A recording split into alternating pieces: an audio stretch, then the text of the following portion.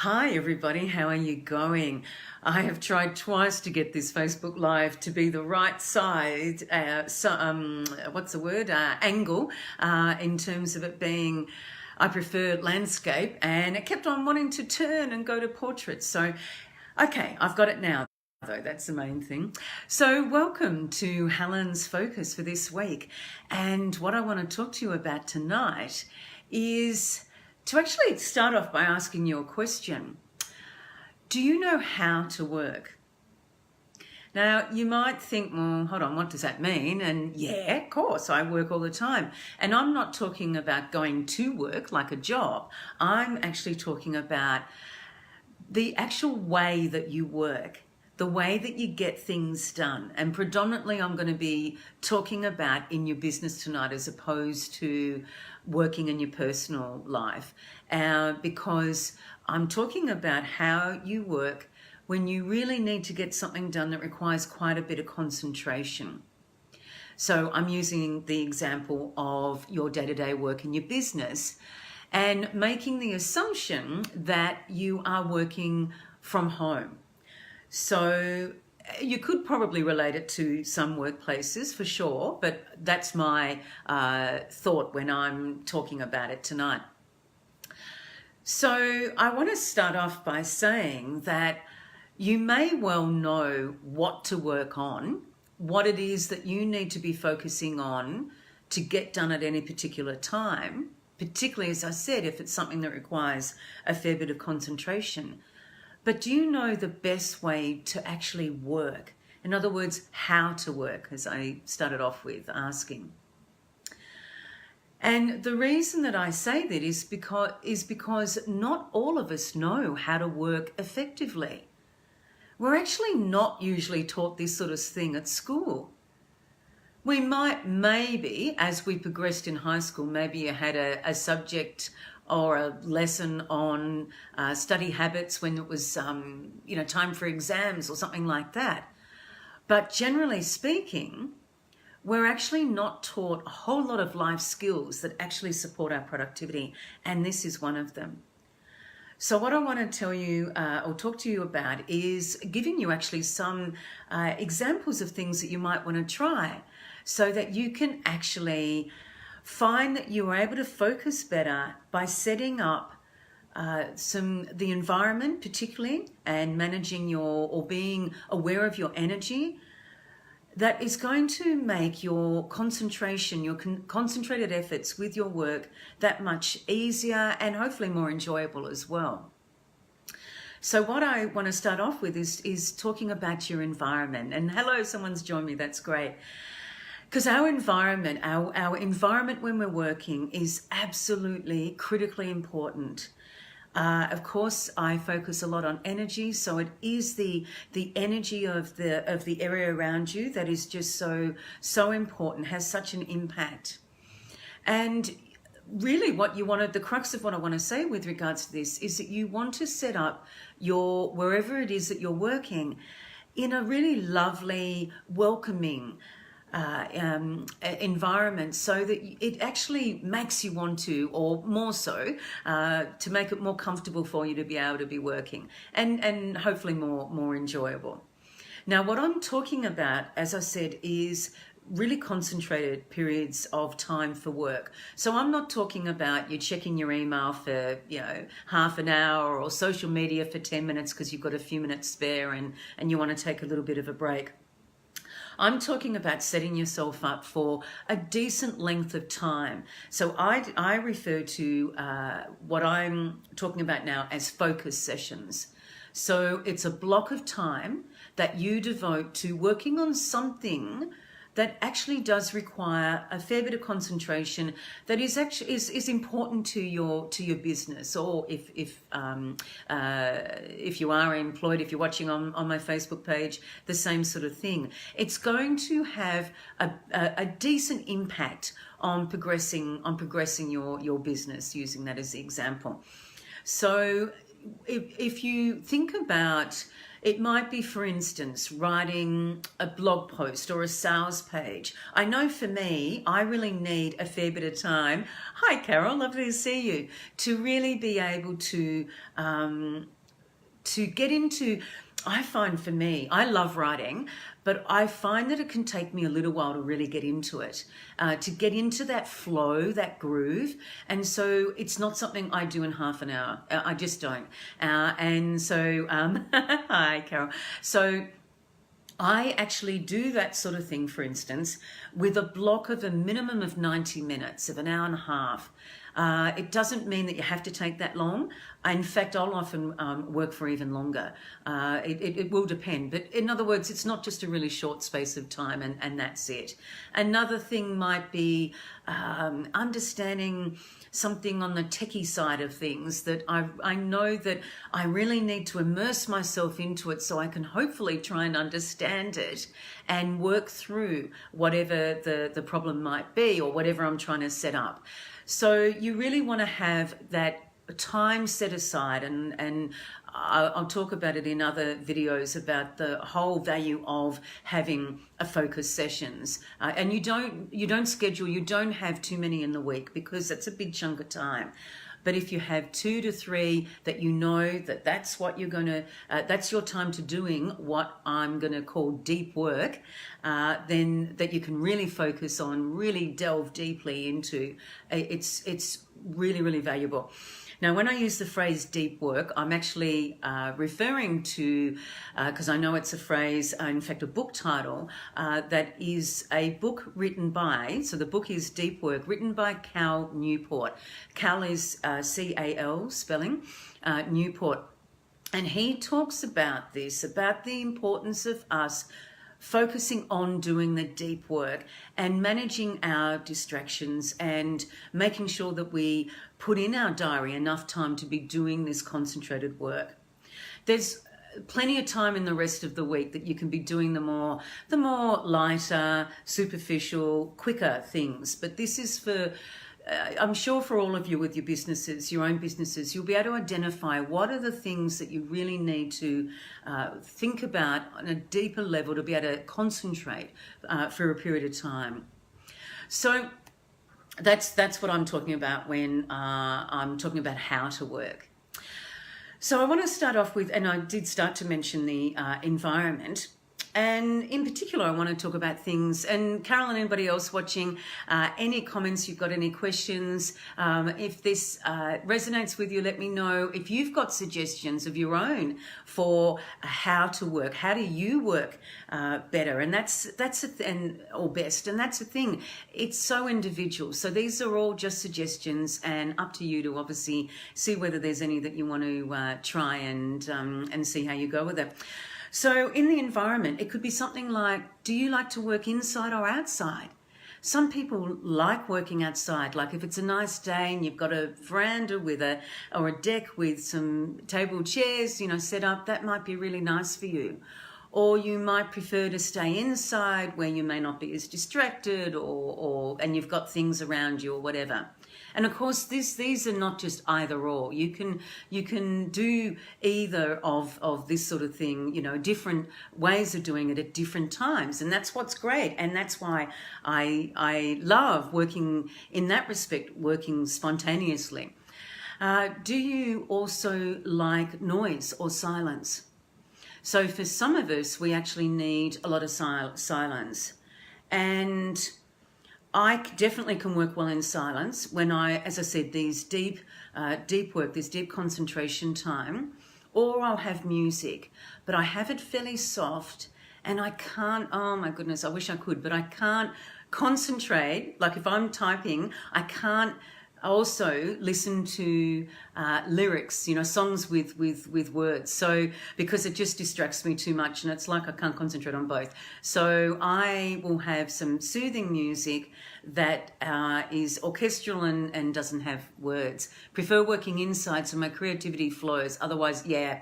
I do get your point because especially if it's a gorgeous day, it's really hard not to admire the the sunshine or the birds, or decide you need to do some weeding or whatever it might be. And that's why, as I said, it's so individual. So as I said, I like a little bit of music. I know some people, and look, it's whatever works.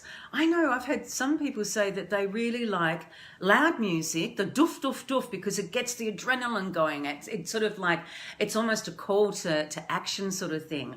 And yeah, look, it wouldn't work for me, but if it does for you, if you want to try it, then that's great. And you know, as I said, some people will need to have a lot of noise, and maybe even be in a noise, in inverted commas, a noisy environment, maybe at a coffee shop.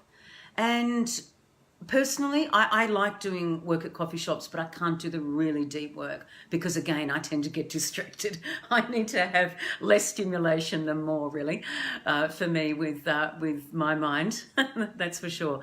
But if you think that you can do that at a coffee shop or even the library, I have gone on occasion, in fact I must do it again, to the library where it's quieter, but it's just nice sometimes to have that little bit of movement around you. Oh, hello Tricia, lovely to see you. I would get distracted outside. I can't work with talkback radio. Oh, no way. That's the words bit. There's no way I'd be able to do that either. Same as with the TV. I can't, I can't do that. So it's either soft music that doesn't have any lyrics, or silence. But you think about what works best for you. Another thing is like even your location if you're working from home. Like I know that I'm the first to say that I can work in bed. I actually quite like it. First thing in the morning, I actually really, that's when I get a cuppa, I go back to bed, but they're usually quick emails or something on social media. They're not the deep concentration. So when I know I need to really have those focused times, what I do is I know I have to sit at my desk. And I think there's something about the posture of the straight spine, feet on the ground, and really it's like it primes my brain for, okay, I'm here to do work. This isn't just lounging in the bed or on the couch or whatever. I'm actually here to be working. So that's what works for me. So just be conscious. This is the thing is I hope that this helps raise your awareness or stimulates your thinking about how best you do like to work, and to consider what you're doing currently and what options there might be that you can try. And of course, the big thing, of course, is then reviewing how it goes afterwards and seeing how it worked for you. So the location, and also if you are, for instance, sitting at the desk, it can be your immediate environment. So do you have, for instance, a candle burning, which I'll often have, or incense? So I've got I can think about it in terms of all our senses. We want our work, our really focused work, to be supported by really yummy stuff in relation to all our senses. So something really, so I'm thinking of incense with smelling, or aromatherapy oils or something like that, visually with a candle burning. Also with, I like lots of colour, not really bright, bold colours necessarily, but I don't like a stark, office type looking environment if I can help it. And it might be, I've got, a fair number of paintings and that sort of thing. And also I have my vision board. So, up on there is the tropical island and all that sort of thing. And that's great because, sometimes you're not distracted. You might just look away for a moment because you're collecting your thoughts. And you actually see in this case, the tropical island, and that can actually be really encouraging. So have a think about, I have little knickknacks. I have 2 pewter little owls that sit on my desk with me, and also a Buddha and a few other things. So yeah, think about what little comforts you have. As I said, it's to make it more enjoyable, to make it seem like it's homely and more fun. Because when things are more fun, we're more likely to do them. And I actually enjoy really delving deeply into these focus sessions. But I I know that, and this is another thing, that I have a set start time and a set finish time. And I really encourage you to do that. If you are able to have an hour and a half, maybe an hour or longer, that's great.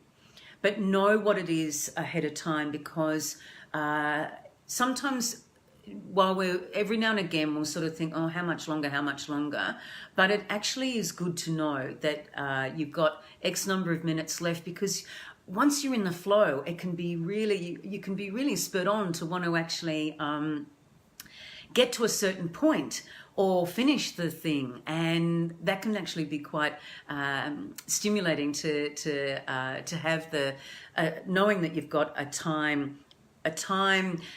containment, so to speak. But also, if you're finding it a bit hard, maybe with the creativity or something, knowing that there's only a shorter period of time left can be helpful as well. If you're actually finding it really, really tough, then it's probably better to end it and perhaps come back to it later. But you'll find that the more that you set aside these periods in your week for the deep work, as I said before, the priming of the mind can happen, and you can get into that rhythm, into that flow reasonably quickly, I think. Okay, so the other thing to be thinking about is your energy levels. If you are able to track, if you're not aware of them now, I really encourage you to track your energy levels throughout the day. When are you at your most energetic? And if you can follow that for probably even a good week, so that you can identify when that is, if you're not sure now, and then schedule your focus sessions where you really want to concentrate for those times of your peak energy will really be helpful. A lot of this is getting to know yourself, to then be able to know how you work best and to be able to align everything to support that. So think about your energy levels as well. Another thing also is to think about when you're preparing yourself, when you're starting work. So you've got your time sorted out, you're perhaps sitting at your desk or wherever you are, and what I will usually do is set an intention for what I want to be doing in this focus session. So I don't know if you're familiar at all with Abraham Hicks, the law of attraction. They have a concept that's called segment intention.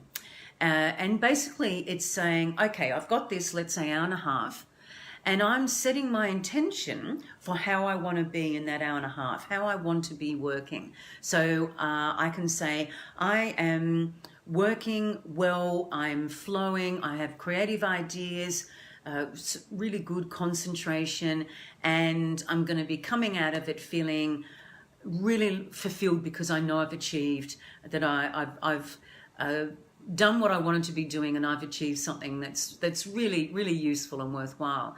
And it is amazing. If you're not familiar with this concept, I would try it. I actually love to do it right throughout the day whenever I think of it, because it primes us again for actually being or receiving what it is that we're intending, which is the law of attraction at work, which is wonderful. So you might do something like that. You might even say a prayer, or whatever that, a spiritual process, whatever that might be. I've mentioned before about candles and incense, oils, and that sort of thing. So you really want to, and of course being well hydrated with your water and maybe herbal teas and whatever else, and you probably do that anyway. So then of course the during, and the main thing with that I want to say is managing the distractions. And what I would do is turn off my notifications, whether it's email, whether it's social media, all those things that, when you get pop-ups and it's like, oh, I've just got to see who that is, or I've read the start of their message, I've got to keep reading it. It's better that you turn those off. You can if it's your mobile phone, put it on flight mode, so you're not going to be disturbed that time, because this is really your time. It's your time to be doing, as I said, this deep work. So and if you've got people around you, your family or whatever, maybe it's a good thing before you start your session to actually say to them, hey, I'm going to be in here for, however long. If you can, not come in during that time, that would be really great, and I'll come out when I'm finished or whatever. So, and I do think, as I mentioned before, the more that you get into this, the less distracted you'll actually be, unless it's within yourself, unless it is for outside distractions. So you want to minimize those outside distractions as much as possible. Then at the end of the work, I think there's, which is sort of the book ending, so to speak, is that it's really good to reflect on how that session went for you. What worked, what didn't work, in terms of what the work is that you're actually doing, but also about how you worked. Did you like it that you had a bit of music going, or do you think next time you may not have any music? Or did you like the candle, or did you actually find that a little bit distracting? Was it better sitting at the desk rather than on the couch or at the dinner table or whatever it might be? To reflect, as I said, not only on the work that you did, but also on how you worked and what you might like to do to change it up and to make it hopefully more enjoyable next time. And the last thing to say with that is to reward yourself. I'm such a strong believer, even if it's something tiny like doing a happy dance or something, to celebrate that you've just worked for a decent amount of time, and you may or may not have got it finished, but you can continue with it if you haven't in the next focus session that you schedule, and that can be really good to raise those endorphins and to add to that level of fulfillment that hopefully you've got with the work that you've been doing. Hello, Jojo, lovely to see you. I'm just about to finish, darling, but you can, of course, everyone can watch the replay. And I was just saying then about, oh, thank you, darling. I was just saying then about the idea of celebrating how important it is and doing something to reward yourself. So it can be something very, very small. It's up to you to decide what that might be. But and I'm talking about when we do, inverted commas, deep work that might be for an hour and a half at least, then it's really good to reward yourself, because the more that you reward yourself, as I said, the endorphins, the more you're going to want to do it again. And the easier you'll get into the flow of it the next time that you do that work. So any questions you have, I don't know if you have any now, Jojo, right at the end here. Yes, I'll watch the replay. Okay, darling, that's great. Of course, with everybody, any questions, any thoughts, please let me know what it is that you do. I was talking, Jojo, just really quickly about how the environment is so important for us in the way that we work, and how we might prepare at the start of a decent length of time where we're going to be doing really focused work, and how to manage distractions, and then what to do at the end of it. The other thing I forgot to say that I've just remembered then is that you can use a ritual that actually, after that much concentration, it's probably good to go for a walk or to do some movement, have something to eat maybe, or drink, and think of something so that you can really have a little bit of a break, and then move on to the next thing, and you'll be able to transition more easily with that. Yeah, great. So, yeah, thank you. So I will love you and leave you all there. As I said, I'd love to hear what it is that you do that helps you work. And there may be things I'll be able to pick up from all of you, which would be lovely. So ritual, yeah. Oh, I'm such a big believer in rituals. Absolutely. I love them. I think they really help us in so many ways. Yeah. How long? As in how long to be concentrating, Jojo? Is that what you mean? I was talking about what I call focus sessions, and minimum of about, if you can, a minimum of 90 minutes. I'll buy, darling, is really worthwhile. So that I'm talking about really deep focused work.